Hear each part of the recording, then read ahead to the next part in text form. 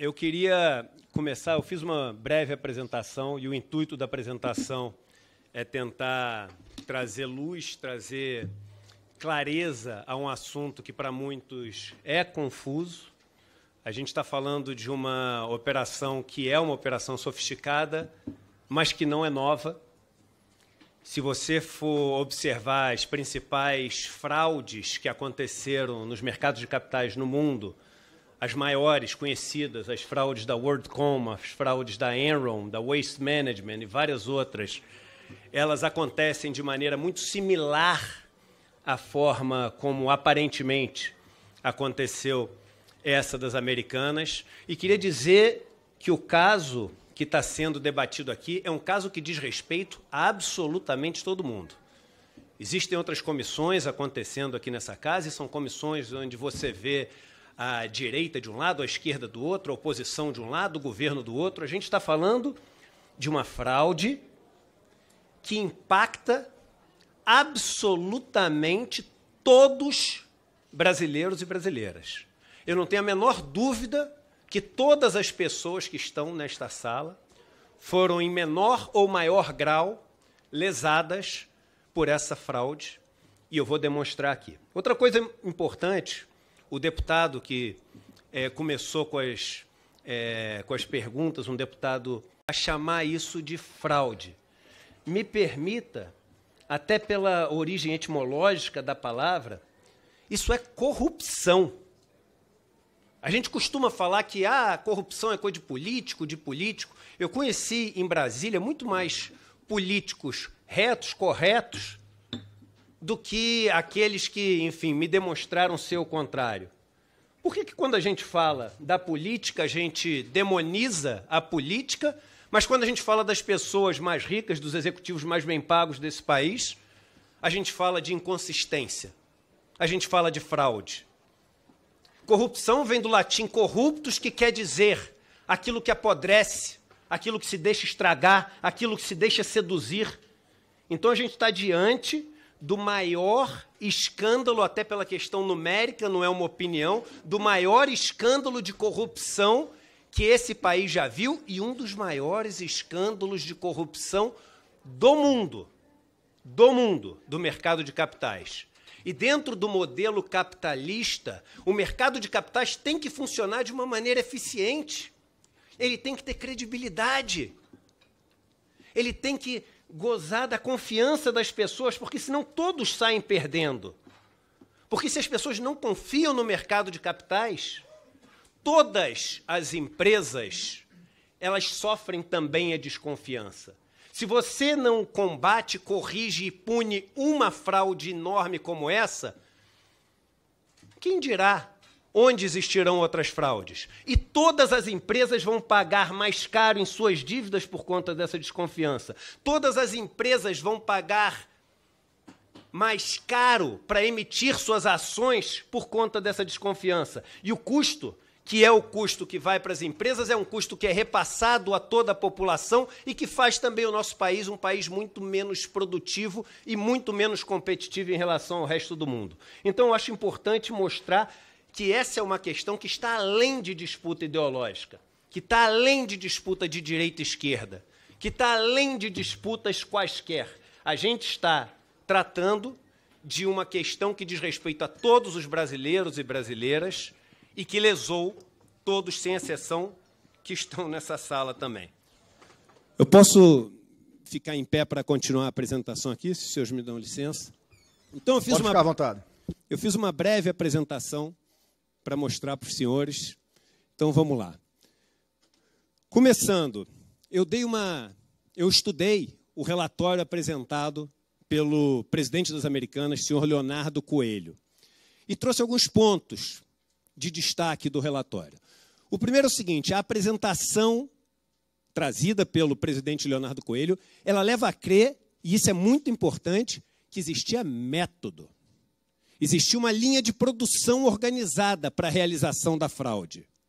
Não parece, seja pela longa duração das práticas, existem mensagens no relatório tão antigas quanto 2016, e as mensagens são recorrentes, ano a ano, seja pela sofisticação do método, usando de operações de confirm, de forfeit, de risco sacado, que se trate de um improviso circunstancial para reagir a um resultado pontual que veio ruim. Ah, veio um resultado ruim, vamos resolver esse resultado pontual. Não, é algo que vem acontecendo todo ano com um método, e um método que se assemelha muito ao que acontece no resto do mundo em fraudes como essa. Em segundo lugar, aqui é uma opinião pessoal, o relatório apresentado pelo presidente é extremamente confuso e mal feito. Ele mostra um e-mail de 2022, depois vai para 2017, vai para 2020, vem para 2016, e eu acho que essa carência de lógica, seja cronológica, seja do desenho da operação, é algo que atrapalha os trabalhos da comissão, e é difícil entender se existe um motivo para fazer o relatório confuso, ou se realmente ele é confuso porque é mal feito. Quais os pontos de destaque desse relatório? E depois vou mostrar para vocês como acontecia essa fraude. Primeiro, em 2021, só para a gente ter noção do tamanho da fraude, o resultado divulgado, ele difere do real em 3,5 bilhões de reais. A gente está falando de um prejuízo de mais de 700 milhões, que é reportado como um lucro de 2,8 bilhões de reais. Em 2022, um resultado que é reportado como 4 bilhões de lucro e, na verdade, é um resultado de 2 bilhões. Veja que a remuneração dos acionistas de uma empresa se dá através dos dividendos. E quando você tem um resultado de prejuízo, você não tem dividendos. Quando você tem um resultado de lucro, você tem dividendos. Quando você infla o seu lucro em 3,5 bilhões de reais, você permite que uma quantidade enorme de dividendos seja distribuído. Não à toa, os últimos anos, onde as inconsistências contábeis são as mais altas, são os anos de maior distribuição de dividendos para os acionistas da empresa. As mensagens de e-mail mostram que, desde 2016, pelo menos, isso acontece de maneira repetida e seguindo o mesmo método. O que a empresa faz? E aqui, no próximo slide, eu vou explicar para vocês, mas só para ficar muito simples. Imagine que você abre uma empresa e essa empresa pega 100 mil reais emprestado. Esses 100 mil reais a empresa pega e põe no cofre dela. Ela tem 100 mil reais no cofre e fala, olha, que bom, temos 100 mil reais aqui, nosso, de lucro. Aí alguém fala assim, não, mas eu estou vendo aqui nos livros contábeis que a gente deve 100 mil reais. Então, não é nada nosso. O que essas fraudes todas, WorldCom, Enron, Waste Management, todas elas fazem? Elas apagam, elas alteram a dívida. Então, nesse meu caso, se eu chego e falo assim, eu tenho 100 mil reais no cofre e a dívida some, eu falo assim, opa, então eu tenho 100 mil reais de lucro. E aí o que eu faço com esse lucro? Eu distribuo para os donos da empresa indevidamente. A lógica da fraude é sempre essa, esconder, diminuir a dívida para gerar um lucro que não existe. E aí olha que interessante o que acontece.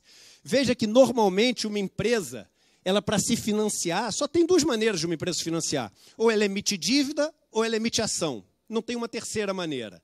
Então ou ela chama sócios ou ela pede dinheiro emprestado. Com esse dinheiro que ela pega dos sócios ou emprestado, ela faz suas atividades, com suas atividades ela gera lucro e com lucro ela distribui dividendos. Ao você pegar o dinheiro da dívida e sumir com essa dívida do balanço, com toda a sua criatividade contábil, essa dívida ela deixa de ser dívida e ela aparece de uma maneira incorreta como lucro. E você distribui. Então, na verdade, você encontra um atalho para pegar o dinheiro dos credores e distribuir para os donos da empresa como lucro. A fraude faz isso. Um dinheiro que deveria ser pago aos credores se transforma em lucro da empresa. Quais as consequências da fraude? Primeiro, e isso eu não ouvi sendo falado aqui até agora, isso é muito importante. Você gera uma percepção de valor da empresa que é irreal. As pessoas, ao olharem os resultados da empresa, elas acham que a empresa vale muito mais do que ela deveria valer. E isso tem um impacto direto em duas coisas. No preço da ação, que fica sobrevalorizada, e no custo da dívida. a dívida pode ser emitida numa taxa muito mais baixa do que deveria ser se as pessoas soubessem que a empresa não está tão bem. Quem é que sofre com isso além do investidor? A concorrência. E por que a concorrência sofre com isso?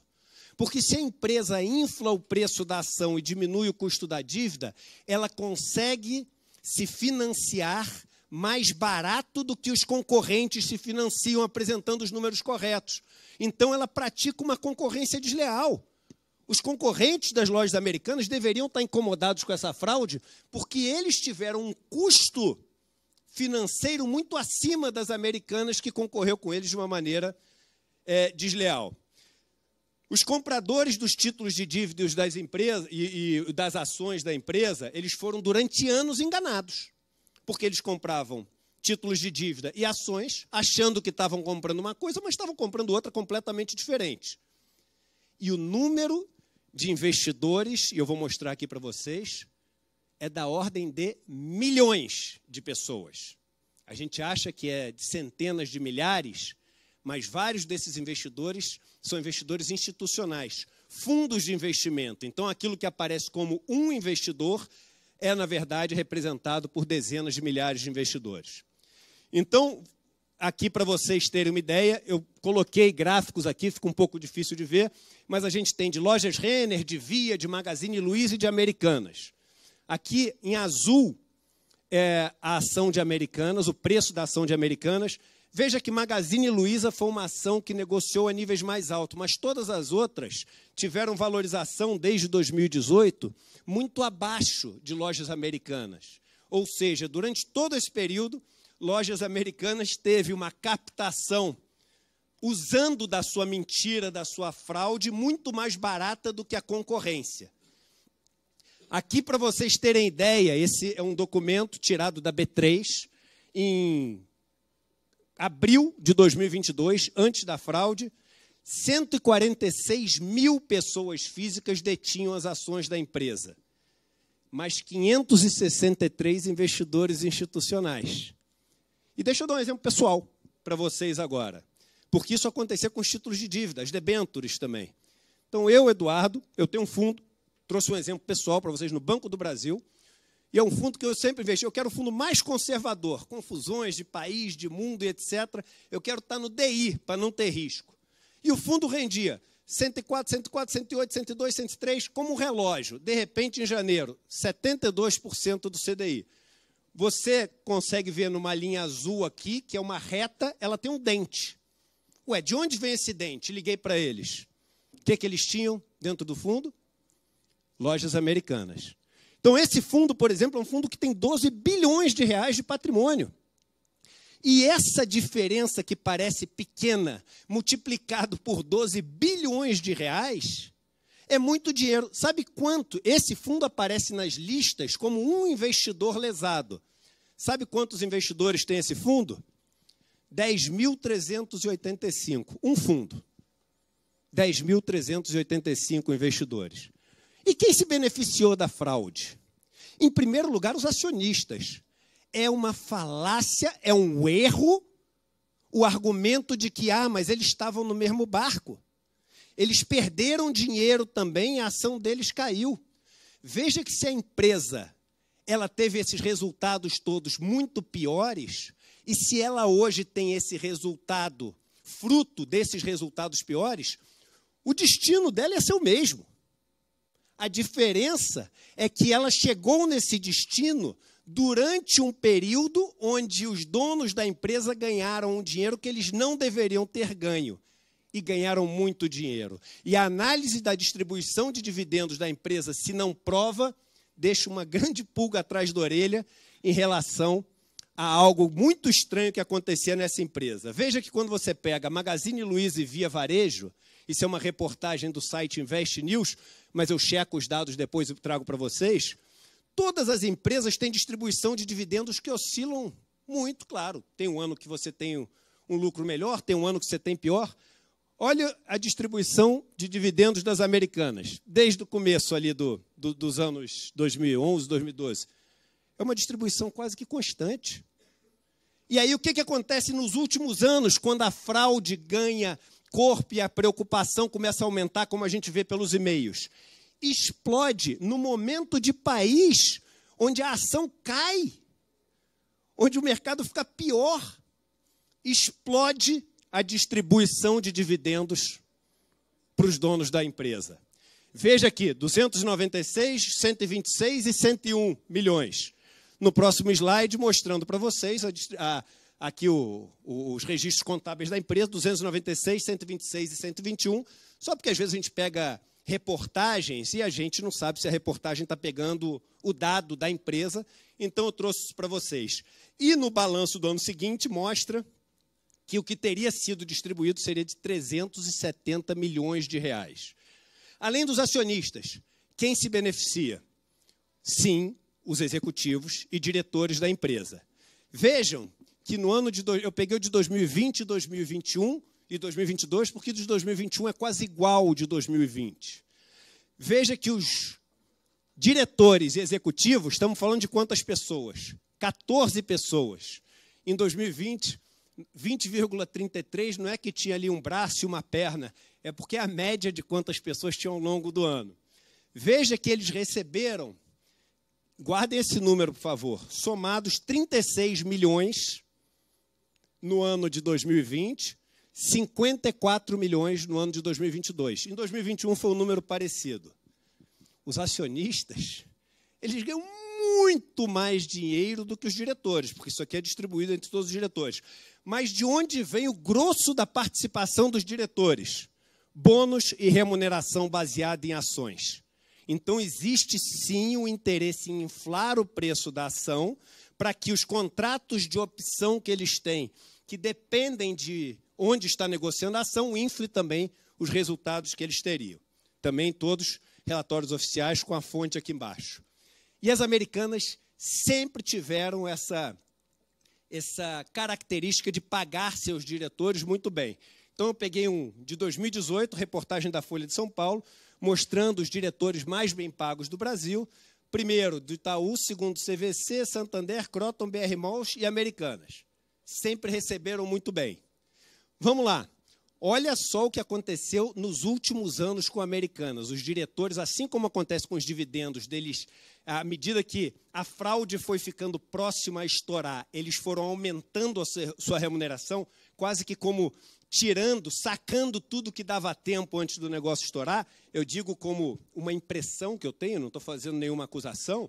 Veja que essa matéria, esse artigo escrito pelo Fábio Perovitch, todos com dados, que é um dos maiores gestores de ações do Brasil, ele diz o seguinte: em 2021, a Americanas é a que tinha a segunda maior discrepância salarial entre o presidente e a média dos colaboradores. O principal executivo, o presidente da empresa, ganhava, em média, 431 vezes mais do que as pessoas que trabalhavam na empresa. É ilegal isso? Não é ilegal, mas é atípico. É a segunda que mais pagava no Brasil, uma empresa que passava por dificuldade. Já em 2019, um ano antes disso, ela não ocupava o segundo lugar, presidente. Ela ocupava o primeiro lugar. E a razão era de 663 vezes mais, não do que o menor salário, do que a média de salário da empresa. Então, é muito claro ver os beneficiados pela empresa. E a cronologia? Me permitam aqui, já assumindo a simplicidade, e é quase que uma provocação da cronologia. Em 2021, depois de 40 anos no controle da empresa, 40 anos, Jorge Paulo Lema, Marcel Telles e Beto Sicupira abrem mão do controle das Americanas. No ano seguinte, em 2022, o Sérgio Rial é chamado, e aqui só uma curiosidade. No ano anterior aí para as Americanas, Sérgio Rial foi o CEO mais bem pago do Brasil, tendo ganho 59 milhões de reais, mais do que todos os diretores e membros do Conselho da Americana juntos.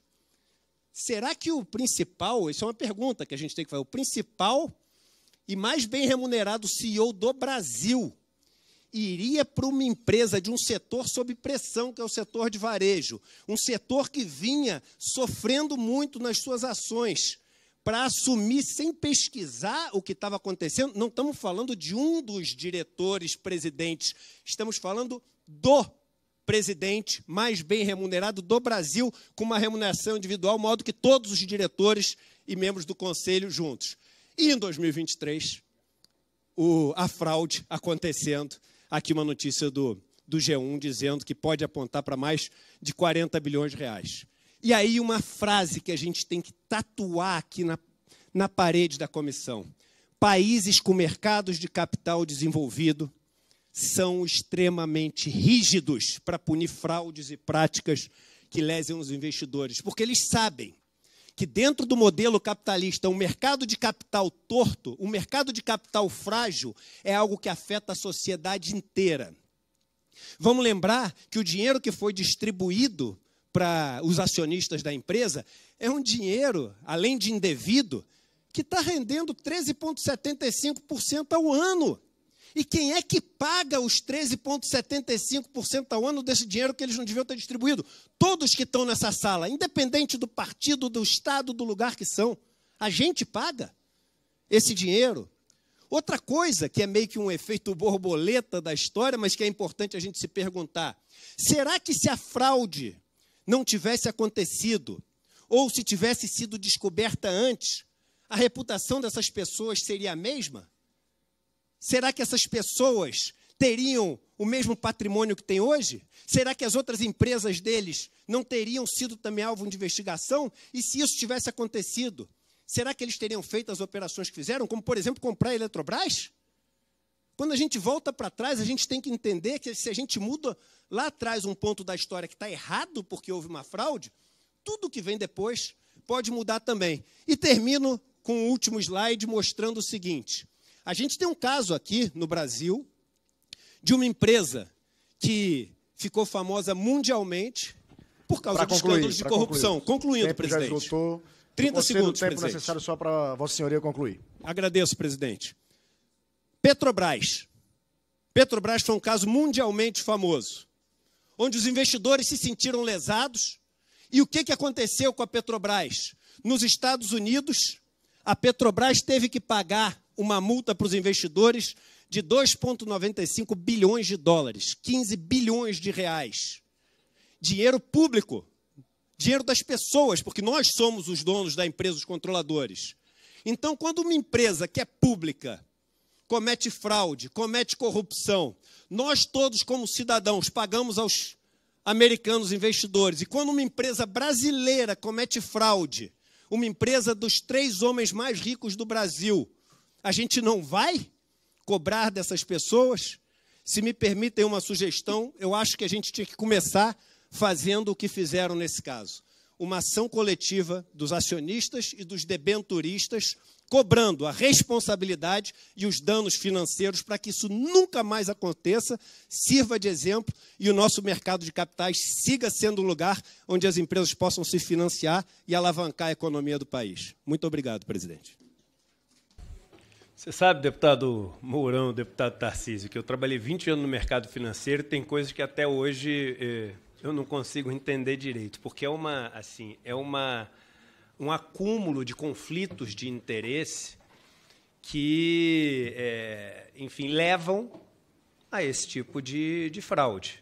Veja que, por exemplo, as agências de rating, que são as agências que dão nota de crédito para uma empresa, são contratadas por quem? Pelas empresas. As empresas de auditoria, que deveriam pegar as fraudes, são contratadas por quem? Pelas auditorias.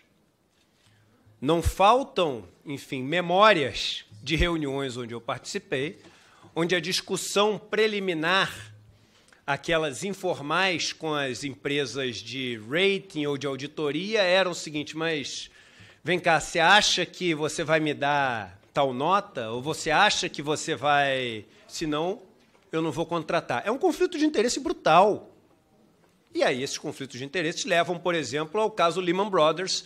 Um dia antes, tinha a nota máxima atribuída a bancos. No dia seguinte, um dos maiores bancos do mundo quebrou. Você tem um problema e você me pergunta se os bancos sabiam, e essa resposta eu não tenho como dar e não teria como me comprometer. Até o que eu acho irresponsável falar. Trouxe um advogado para me assessorar, não vou lhe dar essa dor de cabeça. Eu prefiro não falar o que eu penso nesse sentido. Mas veja que a relação dos bancos com essas empresas é uma relação conflitada também. Porque se o banco, sabendo da situação difícil da empresa financeira, ele resolve apertar a empresa, ele faz com que o caminho da empresa para a bancarrota possa ser abreviado e acelerado, e com isso aquele que mais perde é ela. Veja que as pessoas que trabalham nas áreas de crédito dos bancos são pessoas comissionadas pela quantidade de operações que fazem de empréstimo. Então, são pessoas estimuladas a estar rolando os empréstimos sempre, não a interromper os empréstimos. Então, é possível que, não nessa específica, em qualquer operação dessa, os bancos saibam, mas, por uma questão de, enfim, de negocial, tenham feito ou vista grossa ou tenham empurrado acreditando que um dia as coisas iam, enfim, se acertar e sem querer matar a sua galinha dos ovos de ouro. É absolutamente possível que isso tenha acontecido dezenas e centenas de vezes com diversas empresas, porque o mercado é cheio de conflitos de interesse. E enquanto esses conflitos de interesse não forem endereçados, seja com uma grande punição ou eliminando a origem do conflito de interesse, a gente está fadado a ver casos como esse repetidos.